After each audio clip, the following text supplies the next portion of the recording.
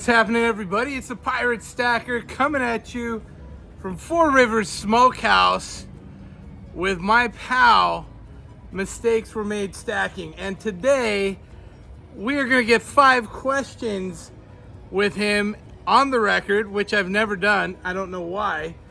So this is Stacker Chronicles, 5 questions with Mistakes Were Made Stacking. Let's see where we go with this. All right, the man himself, Mr. Mistakes Were Made Stacking. You can just call me Fish.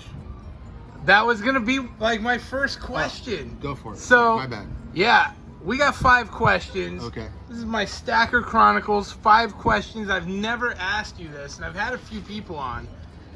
Very first question, number 1. Okay. What is your favorite channel name? Because we had Inefficient Stacker. Yeah. We had Fish, Bionic Fishy Fish. Now your Mistakes Were Made Stacking. What else am I missing? Fishy Smalls. Fishy Smalls, yeah. Grandpa Fish. Grandpa Fish. There's a lot. I would have to say a combination of Grandpa Fish, because that's like my identity. I am a grandpa. And then maybe I like my new name, Mistakes Were Made Stacking. Yeah. I like it too. And the thing is, especially nowadays, I can really reflect that I've been stacking a few years, right. And I think we've all made some pretty big mistakes stacking. And I did a video on that recently outlining some of mine, which, you know, I'll be the first to say, had I listened to you sooner, I could have saved myself on a lot of these mistakes. So that was, you know, my fault on that. I mean, we all, it's, now, you know. Now, I think the only way to make very few mistakes are something that you mentioned, which was joining the community. Right. And the community is great, but it lends itself to many mistakes because of the community aspect of what we're all doing, what we're all stacking, how we're trading things and doing all this. You know, we go to auctions to support each other, and then we pay super big premiums. You know, all sorts of stuff like that. Although Emerald, I just went to his auction and the premiums were low. That's good. Big shout out to him. Yeah. And tied with this in question number 1 is also, every time you nuke your channel, are we going to see a new name? Is that the reinvention of Fish? But honestly, I don't think I'll ever nuke my channel again. I feel I've finally mastered the art of the small channel mafia, how to stay small. I have figured out how to do it like no other. And I can tell you that any other time in the past when I came back, I would have already been at like 500 subs by now. But because of my new techniques that I put in place, I'm sticking it to the algorithm. They cannot grow my channel. And you can get that TED Talk from Fish on how to stay small. As a stacking channel. All right, number 2. I don't think I'll ever nuke it again. I'm good. Well, that's good. That makes everybody happy because you are a beloved memory or member of the community. Memory as well, yeah. Yeah, for some. All right, number 2, best memory of serving in the military. Now, a lot of people know this, a lot of people don't. You did serve airborne. Yeah. Yeah, and that's awesome. That definitely has probably affected your outlook on a lot of things. Now, I know that you probably got to travel some. You probably gained some life experience. What's your best memory of serving in the military? The camaraderie with your buddies, I'd have to say. Like being in the back of a C-130 and then or even like sitting on the tarmac waiting to load up on C-130s, or when I went to Bosnia, just all the stuff we did, just hanging out with your buddies, goofing off, you know. And then you like the light, you know, you have to flip the switch and immediately go into mission mode of whatever, training missions and things. But yeah, that's it, man. Just the camaraderie of being able to be joking around, busting on each other, immediately flip the switch, go into training mode, and then go right back to just hanging out with your bros and having a good time. And have you actually stayed in contact with anybody you served with? Are they lifelong friends, or has everybody kind of gone by the wayside? I would say there's a few that I stay in touch with, but most have just kind of gone by the wayside. I didn't serve long enough. I think maybe if I'd served longer, I might have built some longer friendships. But one thing was like, so being a married man in the military overseas, I ended up doing a 4-year tour in Italy. But that's not normal. Most guys are doing 1.5 to 2 years. So guys are just coming and going because they're single, and the military won't keep them over there. At least back in the day. I don't know how it is nowadays. But I got to do my whole tour because I was married over in Italy. But I saw so much turnover. Like 3 different groups of guys come through and go. So, but Italy, I still stay in contact with a couple guys, but not many. Italy sounds awesome. And again, really was. Thank you for your service. That's fantastic. It was another lifetime ago. I remember like a lot of specific things, but man, time marches on. It's hard to believe that was 30-something years ago. That is wild. We're getting old. I know. I do see a little gray up in the fish beard, so that's good. Distinguished. All right, on to number 3. What is your favorite food? And I ask this because people may not believe me, but Mr. Fish can house some food. Yeah. This guy, he'll come eat 2 meals at one sitting here at Four Rivers. Yeah. What's your favorite? What do you love the most? Hollerbox, honestly. Hollerbox, German. That's Yeah. a local German restaurant. The place is awesome. If I have to go anywhere, that is my go-to. It's the combination of the double bock beer with the German food. It's just incredible. It's so good. And it's the atmosphere. I'm always with my wife. It's such a good time. I love it. Hollerbox is fantastic. Shout out to those guys. Now he's just on the food thing. I'm one of the type of guys that I like really good food, but I like to eat at places I really enjoy. And to me, like I could have good food and eat at a crappy place with bad service, and it's not good food, even though it might taste good. So I'm more into like the overall. well, and he's Like I've had better barbecue maybe, but I love coming here with you.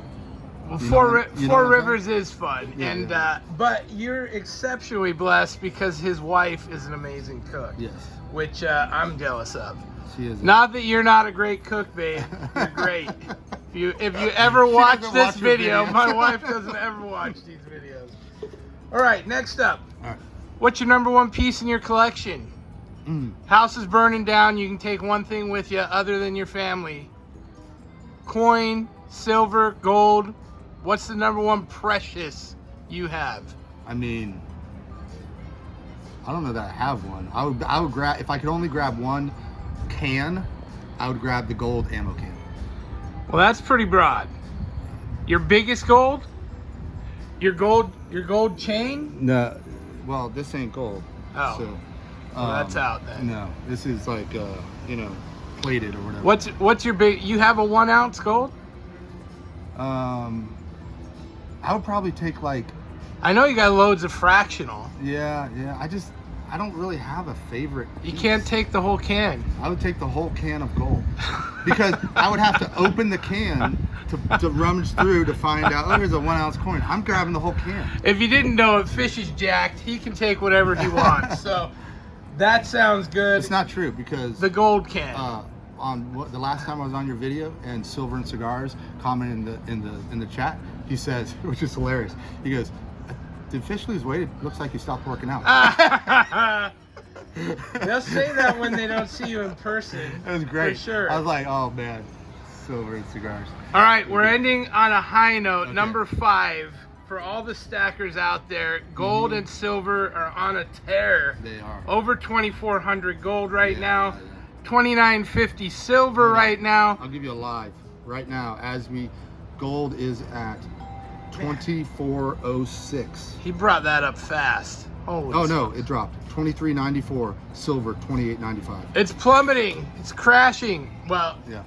here's a question. Okay.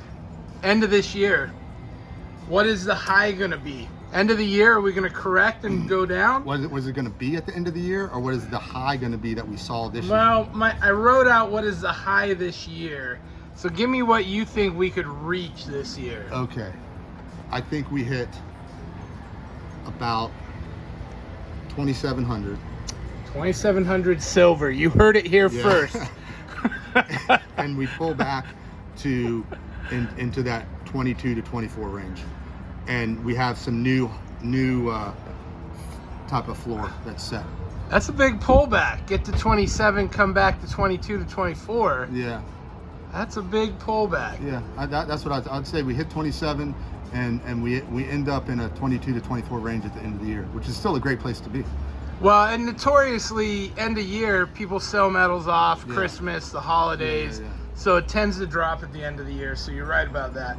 Silver, hit me with the silver, because I'm the believer that 30 is that magic number Okay. that nothing gets past, because I think it starts to trigger crashes in the COMEX and Right, things like that. COMEX. So tell me your thought, high for silver, we're going to see something new.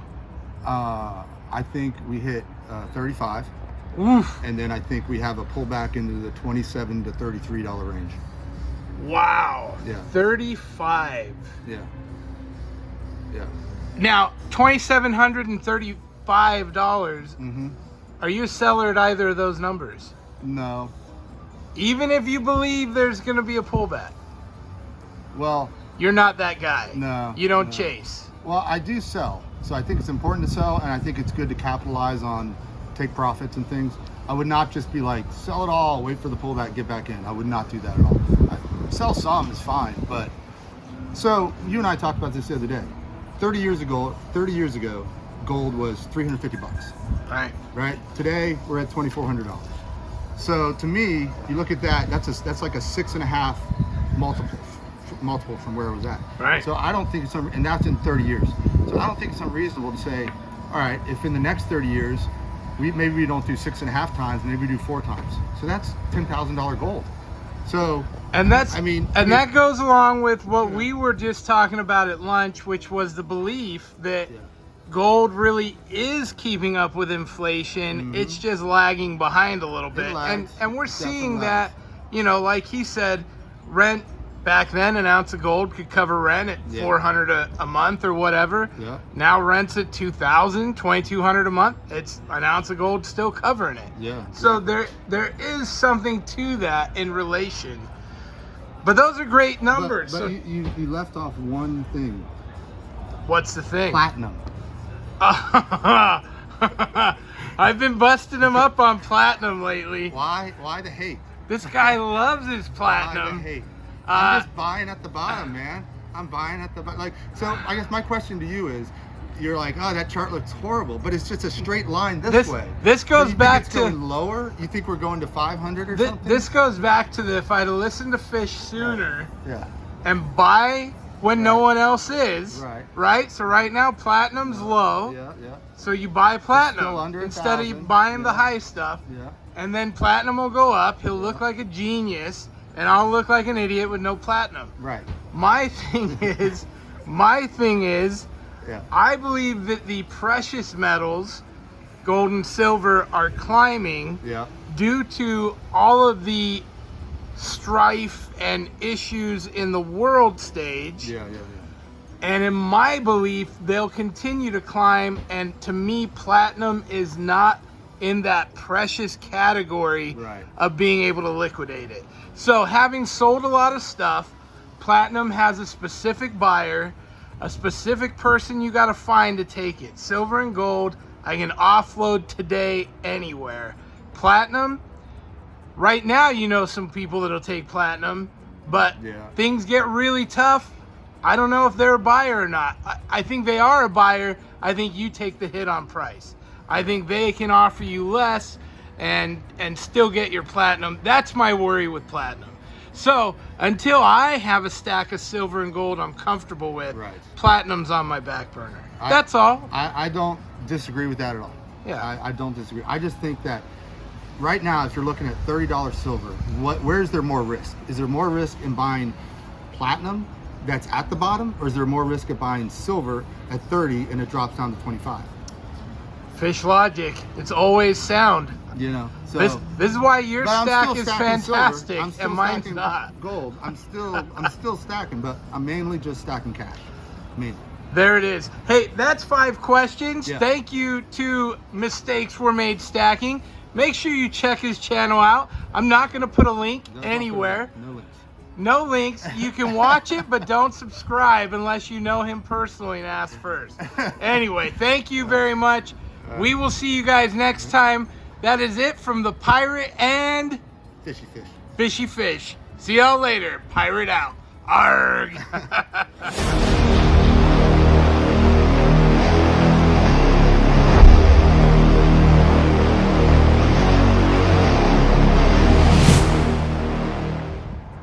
any of you still watching, you gotta check out this hat. Ruthless the Toothless, Olivia Ruth. Who's that? What is that?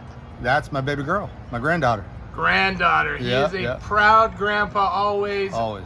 What a great nickname. Ruthless the Toothless, and Yeah. he has the gear to prove it. Yeah, yeah. Very cool. She went from Ruthless to Toothless to 5-tooth Ruth to now she's Toothy Ruthie. Toothy Ruthie.